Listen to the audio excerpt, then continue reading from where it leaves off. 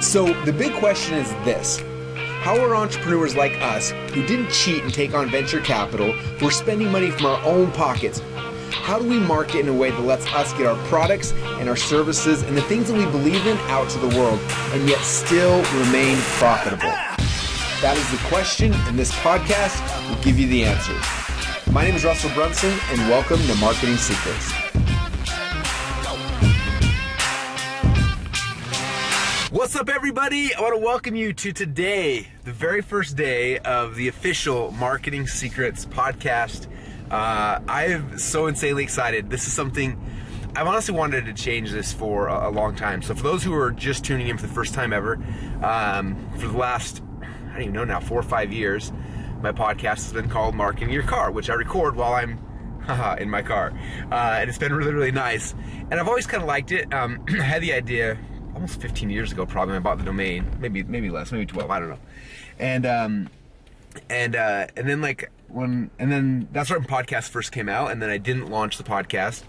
And then a few years later, I finally did launch a podcast, and I was like, well, oh, and I had a friend, Paul Colligan, who's like one of the podcast dudes, and he had this guy write a jingle for me, and it was kind of a cheesy jingle. If you listen to episodes 1 through 100 or so, you heard it over and over and over again. But I was launching it, so I was like, I'm just going to do it, and we're just going to use that one because why not? I got nothing else.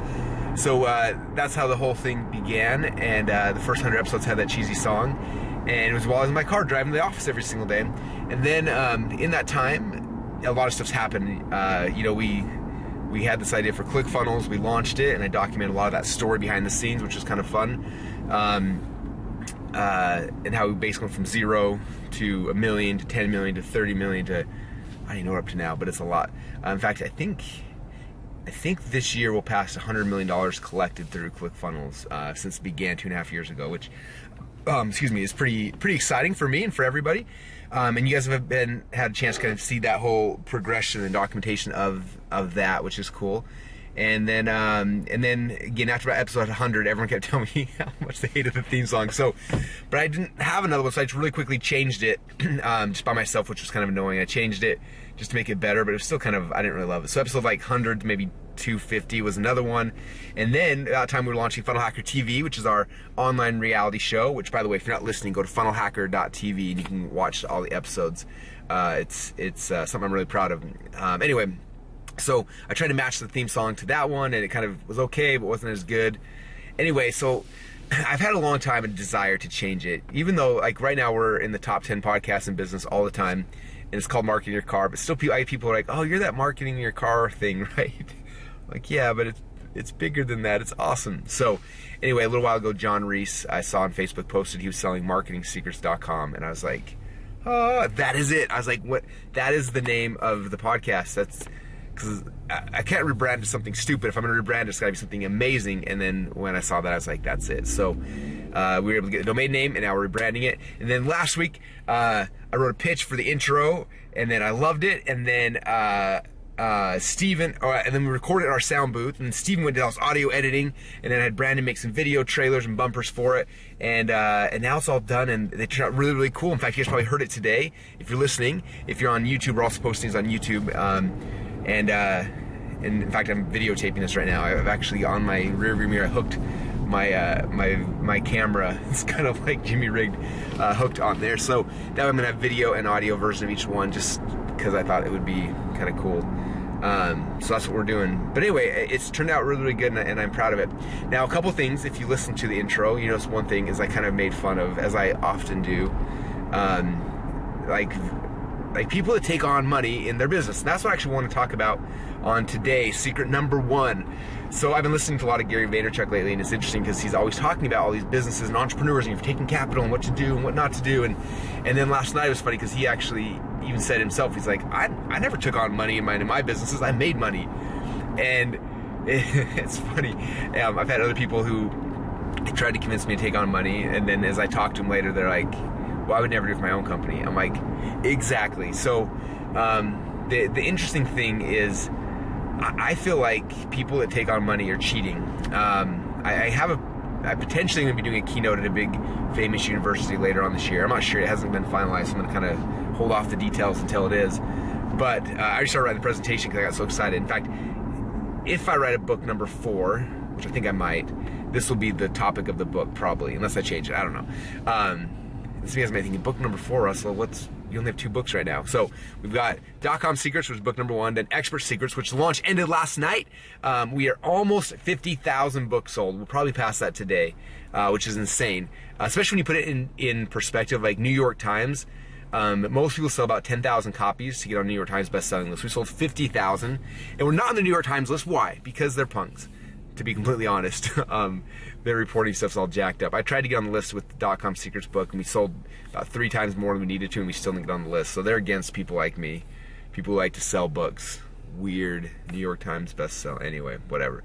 In fact, if you go to russellbrunson.com, the first post, I'm kind of documenting my journey from 0 to 1 million books there, and I tell the story about New York Times there. Anyway, I digress. So book number 3, if I decide to write a 3rd book, which I think I will. I think this will be the trilogy, and then the series will be done. But we have obviously .com Secrets, Expert Secrets, and then I recently bought TrafficSecrets.com from John Reese, and that'll probably be the 3rd book in the trilogy, and then it'll be done.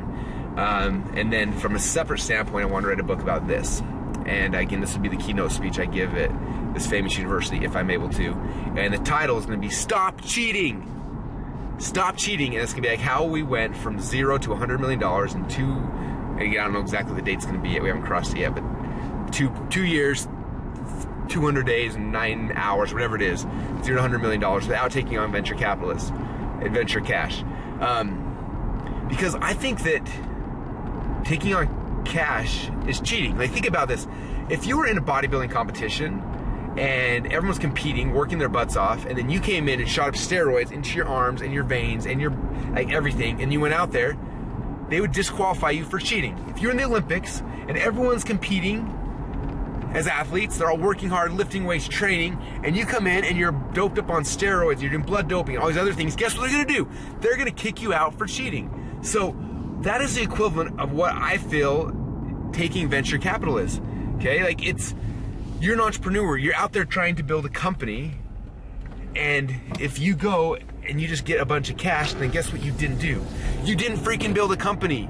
You cheated. Somebody gave you steroids. That's not real. It's not legitimate. It's all fake. Okay? And I want you guys to understand that. Like, it's a big deal. Like, it's like, I have friends who play the lotto. For some reason here in Idaho, they have the lottery. And I have friends who play the lottery, right? They think it's a cool thing. And they're like, someday I'll win the lotto and then I'll be rich and famous like you. And I'm like, you will never be rich and famous. Do you want to know why? Because if you win the lottery, you cheated. Nobody cares. That story's not interesting. Like, you didn't earn it. You didn't deserve it. Like, just because you got it does not mean it's actually yours. You cheated. And so that's cheating, right? And so the same way you don't win the lotto, the same way you don't do steroids, the same way you don't do all these kind of things, is the same way you should be taking on venture capital cash for your company. Like, you should build a freaking company. You should bootstrap. You should do it the right way. And anyway, there's my rant for the day. And anyone who's trying to think otherwise is just stupid. Like, and a couple of reasons why. Because number one, you're taking out money, right? So it means you're cheating. So anything you actually accomplish doesn't really count. That's my opinion. Number two, if you decide to take on money, it's not real. Okay, I'm looking at some of my competitors. One of them took on like $43 million in funding. The other one's taking on over $100 million in funding, something like that. And if you look at both of those right now, okay, the people take on $43 million, like the venture capitalists, what do they want? They're not just giving you money because they think it's a cool thing to do. They want their money back and a bunch more. We had a bunch of VCs try to give us money, and they all want like a 10x return within like 5 to 8 years. Okay, so if they give you $43 million, it means they want $430 million back. Like, that's insane. That is insane. Like, I don't even know what to do. And so as soon as they write you that check, it's sitting in your pocket, and now you have to stress about that, knowing you owe someone $430 million until you pay that back. Like, anyway, it's ridiculous. It's the stupidest way I've ever heard to grow a business. Okay, the reaper always comes. It's just like someday it's going to catch up to you. It always does. It's karma. And so if you're trying to cheat to grow a company, that's it. So that's what I talked about in the intro of this podcast. I want people understanding, like, we build companies smart, intelligently. That's the whole reason why we have funnels. The first venture capitalists who tried to give us money, and they must not listen to podcasts because I tease them a lot. But anyway, we had I think 5 or 6 now that have come in and tried to give money for ClickFunnels. They're all of them say the same thing, like, you guys are like a unicorn, we don't understand it, we just want to give you guys, we just want to be a piece of that.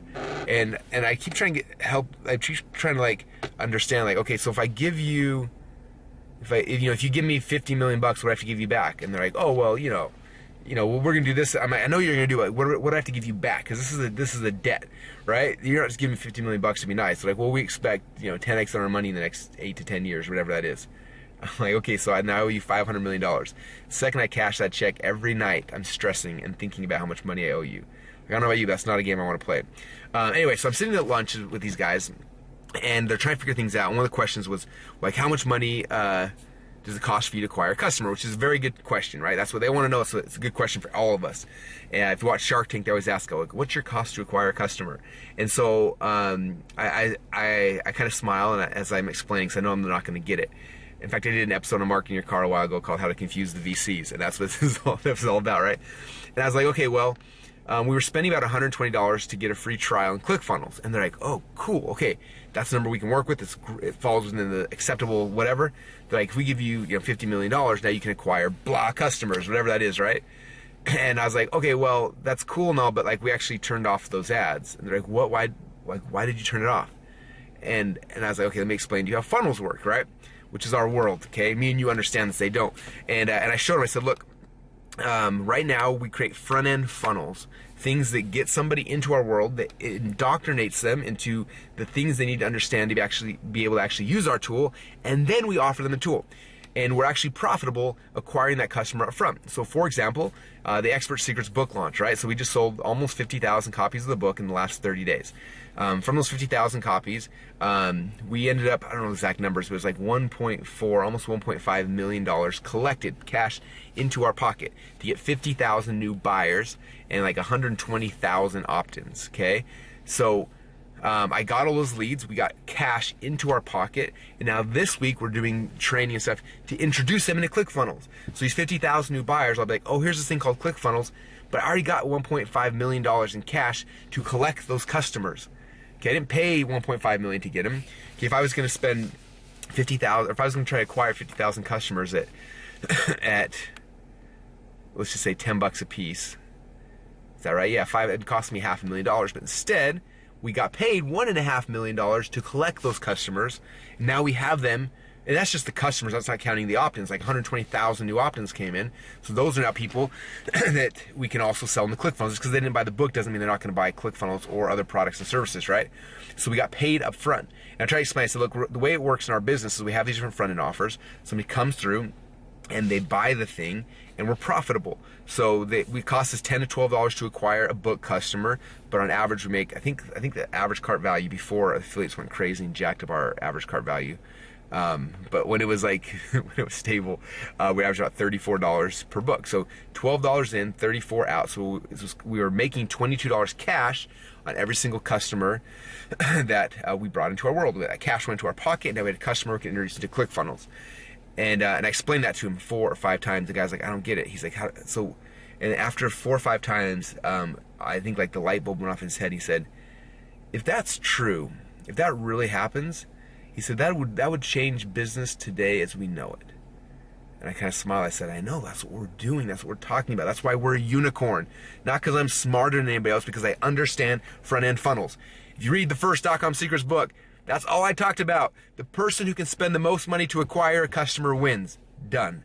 That's it. I can spend more money than Lead Pages to acquire a customer. I can spend more money than Infusionsoft. I can spend more money than all of my competitors. Kajabi, like you get anybody you may look at as a competitor, I can outspend every single one of them. Every one of them. There's not one person in my market that can outspend me. And that's why we're destroying everybody else right now. Do you understand that? Like, that is the key. And so understanding front-end funnels is the key to mastering this. So read the .com Secrets book. It'll help you understand this whole concept of whoever can spend the most money to acquire a customer wins. Now, if you know that, then you got to know a couple things. Okay, well, how does the funnel work? How does the value ladder work? How do all these pieces tie in together? Okay, now if you understand those pieces, you're like, okay, cool. So I have a front-end funnel that brings in customers profitably. Then I've got a value ladder that sends them up through the different things I'm trying to do, ultimately to whatever my main goal is. And after I've ascended people up to my main goal, then the second book, which is almost, I think, a prequel, but the Expert Secrets book is now, how do you communicate with that audience? Okay, how do you tell stories? How do you sell? How do you convert? How do you do all those pieces? How do you make so all these pages in the funnel actually work? Because there's a whole bunch of people with crappy funnels out there that aren't profitable. Okay, there are so many people who are kind of understanding our world a little bit. I'm seeing some of these companies trying things out now, and they're putting up opt-in funnels and things, and some of them are so painful. I saw one from one of our confusing competitors, and it was like, download our free white paper about blah, blah, blah, blah, blah. And then the opt-in form had like 30 fields. And I'm just like, you guys are so stupid. Nobody wants a white paper. That's not sexy. Guess what's sexy? Free book, free script. But like you got to find something and crank up the sexy on it if you want people to give you money for it. Like, it's not, and that's what Expert Secrets is about. How do you position yourself in the right way? How do you make things desirable? How do you create desire and belief in somebody's mind?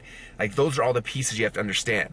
And so it's funny, while they call ClickFunnels a unicorn, it's nothing magic, you guys. It's the stuff we talk about in the books, okay? And you have the books, they're there. .com Secrets, Expert Secrets, like, that's the stuff. If you've been listening to this podcast over the last couple of years, or if you just got introduced today, that's fine. Go back and listen. Like, all these things are foundational principles we're tying in there, but it's all stuff you can do. Okay, so if I can say anything else, it's this: don't cheat. You don't need to cheat. Okay, you can be successful without taking on venture capital, without taking on money, without taking on funding, without needing any of that crap. You don't need to have $100,000 to start your company. All you have to have is a brain between your ears, the ability to read 2 books, read them both, and understand some core principles, and then create a good offer. That's it. It's really not that hard. And I don't know what else I can do. I've been trying for years to make this simpler and simpler and simpler. Between the .com Secrets and the Expert Secrets book, it's simple. And I don't want you guys to understand that. And hopefully this gives you guys some ideas and tools to be able to use. All right, so with that said, I'm at the office now. This podcast is probably a little longer than normal. Usually they're about 5 to 10 minutes long. I have no idea how long I've gone on this one, but the plan moving forward with Marketing Secrets podcast is this: is each day I'm going to give you guys a secret, like one marketing secret that you can use. And if you understand it, though, it all lays down upon the same foundation that we started with episode number 1 here. The foundation is simple: whoever can spend the most money to acquire a customer wins. That is how you beat your competitors. That is how you beat the venture capitalists. That's how you can grow your company. It's like, that's the foundation of everything. When you understand that, it becomes easy. And yeah, you can go out there and you can do social media and build a big following and all those things organically, but it takes time, it takes effort, it takes stamina, it takes a lot of those kind of things. It's been fun because I have been geeking out on Gary Vaynerchuk recently. I really enjoy him. I like him a lot. I think he's got some really, really good things. I think that what he does in his business is probably better than what he says. Like, I think right now he's the best in the world at like conversation domination, how to dominate all different platforms and be relevant in all of them. I love watching him and studying him and doing that, and we're modeling a lot of that from him. But he's got this one of his books is what is it, jab, jab, jab, right hook. And it's all about like, you're going to be jabbing, jabbing, jabbing, and then eventually you're going to do a big right hook. And I kind of agree with that. Like, I agree putting out content, putting out good stuff. Like, I'm doing those things as well. But at the same time, like, for that to really work, you've got to be really, really, really good. It takes a long time and consistent effort over and over and over again, And for a lot of us, that's hard to do. And someone asked me about that. They said, Russell, your philosophy is so different than Gary's. Like, he's talking about jab, jab, jab, right hook. And I said, well, the difference is that I'm a wrestler. He said, have you ever seen a wrestler and a boxer in a fight? I've never seen a boxer win, ever. The boxers always lose to the wrestlers and the jiu-jitsu guys. I'm like, in wrestling jiu-jitsu, what do we do different? We look at the guy, instead of like jabbing, waiting for the hook and right hooking, we look at him, we look for a vulnerability, and boom, we power double, take him down, and we choke him out. Okay, I'd much rather have power double, take him down, choke him out, than jab, jab, jab, right hook. Okay? Now, there's times to jab and things like that. Those things are good, but I want you to understand that, this concept of winning and scaling and growth quickly is about the concept I mentioned like 10 times. Whoever can spend the most money to acquire a customer wins. And how do you do that? You don't do that by jabbing forever. Like, for a lot of you guys, you're going to try to build up an Instagram following of 100,000 people. That's going to take time and energy and money. In fact, my Instagram account got shut down this morning. So even after you do all the work, it could disappear anyway, which is insane. And so it comes down to focusing on creating a really good funnel you can drive paid money into to acquire a customer for free or profitably, or at least break even, and then send them up the value ladder. That's the game, you guys. That's the game we're playing. So with that said, I'm in the office. I'm gonna go get to work. Hope you guys enjoyed Marketing Secrets number 1. If you like this podcast, please go rate it on iTunes. Please tell your friends, family members, everyone you know, share it. And appreciate you guys. And we'll talk to you guys all again tomorrow. Bye, everybody. Would you like to see behind the scenes of what we're actually doing each day to grow our company? If so, then go subscribe to our free behind the scenes reality TV show at www.funnelhacker.tv.